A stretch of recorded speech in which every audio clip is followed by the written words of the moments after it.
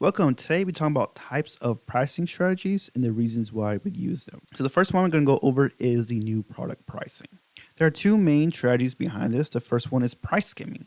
What price skimming is charging as much as you can at the beginning of a life cycle of a product. You do this because typically you're trying to make your money back very quickly. There could have been some heavy research and development, or you may be trying to target people who will pay the most for the product, then charge less and less and get those customers who want to pay a lower price over time. One example with this would be with new cars, new phones. Anytime a new product comes out, they're going to charge a higher price. Maybe a year or two down the road, as time goes on, they'll start charging lower and lower prices. So every single year, when a new model car comes out, they're going to charge one price. Then maybe a few months later, they'll drop the price maybe $1,000. Another month or two later, they may drop the price a little bit more. But if you want the latest and greatest, the most new version of that model, you have to pay full price. That's called price skimming. The second of the new product pricing is penetration pricing. This is trying to charge a low price for a product so you can gain market share very quickly. One good example of this is the streaming wars. So with Disney, when they first released, they charged a very low price, $5 for the first year. And for Disney Plus, because they want to gain a lot of customers quick, try their product, love it, and later when they renew, they could pay full price. But that way they could gain a large amount of customers very quickly. It takes customers from Netflix, HBO, and other competitors. And over time, once Disney Plus had a good group of customers already, then they're able to raise their prices and not offer those discounts no more.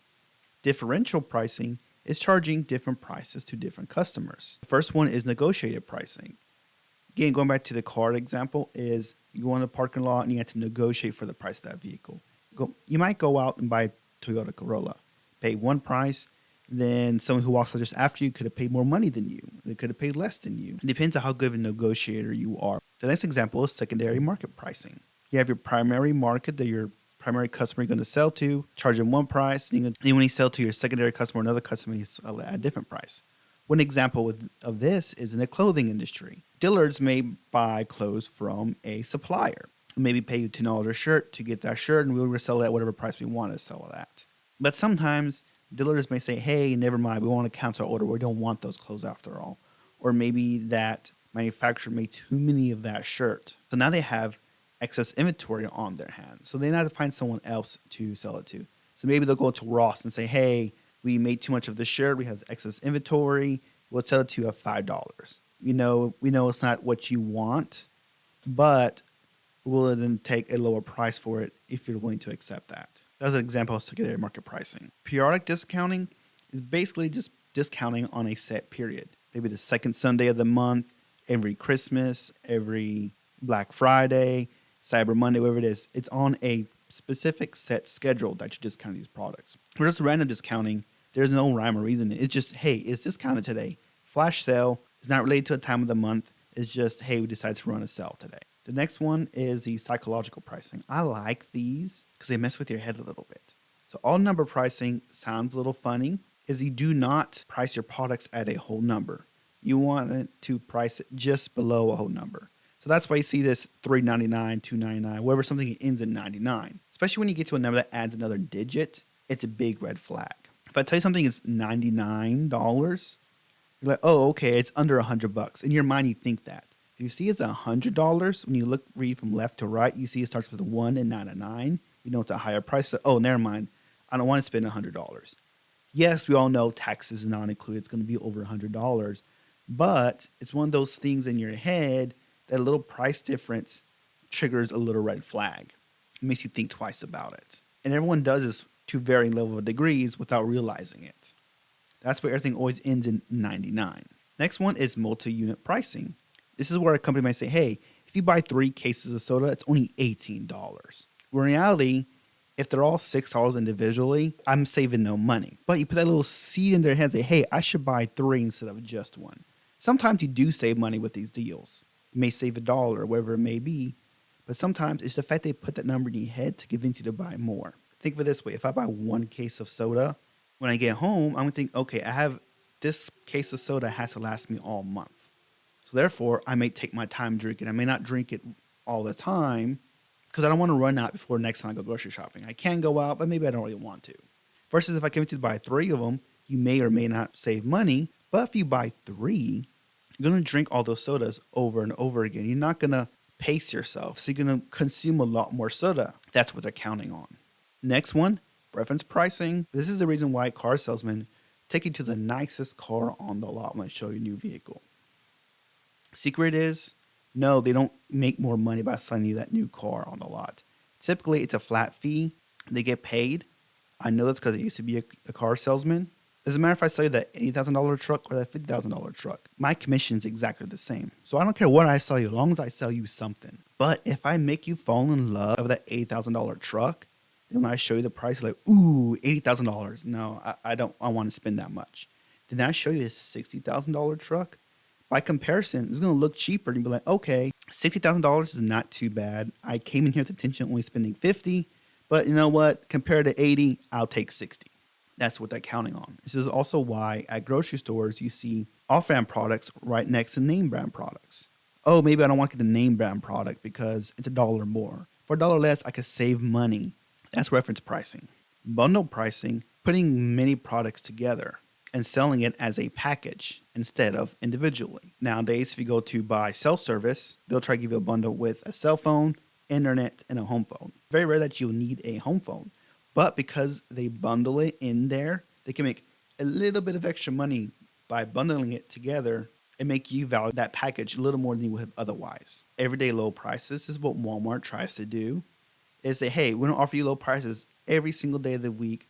We're not going to have very many sales. Just know that, hey, everything we sell is rock bottom prices. So why would you even bother to check and price compare? Because they do it low as possible every single day. The last one, the psychological pricing, is customary pricing. We're going to charge this price just because we always charge it at this price. We don't want to change it. You could think of the hot dogs at Sam's and Costco. Yes, they're loss leader products. They're made to lose money. But with inflation, the price of everything has gone up except for these hot dogs and sodas. Is because they're willing to keep the same price even if they lose money on it because it's always been that price. They don't want to upset the status quo. The next one is product line pricing. The first one on this list is captive pricing. This is charging a price for a product at a low price, but then selling everything else that goes along with the product at a very high price. So once you buy that printer, for example, for pretty cheap, the ink is now expensive. If you buy your razor for pretty cheap, those blades that go with razor are expensive. They get you hooked on that initial product at a cheap price, then they try to make their profit back and make a lot of money on other products that go with it, that you need both of them together. Premium pricing is charging a high price for the premium version of this product. So think of cell phones. If you want the iPhone Pro Max, is a high price. You're spending a pretty penny on it. Versus maybe if you get an iPhone Max or just an iPhone Pro, you get most of the same features, but at a lower price. You could save easily a few $100 on there. But if you want the latest and greatest and best version of the product, you have to pay a premium. So that's premium pricing. This price lining, it's just pricing a product at a certain price with very clear breaks in them. So maybe all shirts are $25. All pants are $20. There's no matter which one you buy, they're all the same price. So it makes it very easy for the shopper to know, okay, I'm buying a shirt today for $25. I want to buy a pants to go with it. Those are $20. I don't have to worry about, okay, what's the price of this one, what's the price of that one is. The last that I'm going over is promotional pricing. A price leader is a product who's offering a low price compared to other competitors. Think of these as more of the off-brand products. Compared to competitors, I'm going to compete on price. So my price is going to be the lowest. I'm not going to compete on features, but I want to be the low-cost option so people will buy my product when they see the prices. Special event pricing, as it says, these are reserved for special events, Labor Day, Christmas, Black Friday, or maybe there's some kind of event going on. Comparison discounting is showing one price for a product and showing how it compares to MSRP. So for example, you may see a lot of times, hey, this car's MSRP is $60,000, but we're selling it for only $55,000. So there's some kind of price differentiation there. Black Friday, hey, usually this kid's tablet is $200, but for today, it is $99. So you're comparing it with another price to show the discount off of the item, making it very clear. Be careful with this. Some companies will be a little unethical with this, and they'll make up a higher price just to make it look like it's discounted. so be sure to do your research. And those are your types of pricing strategies. If you like this video and want more, be sure to check my playlist below. See y'all next time.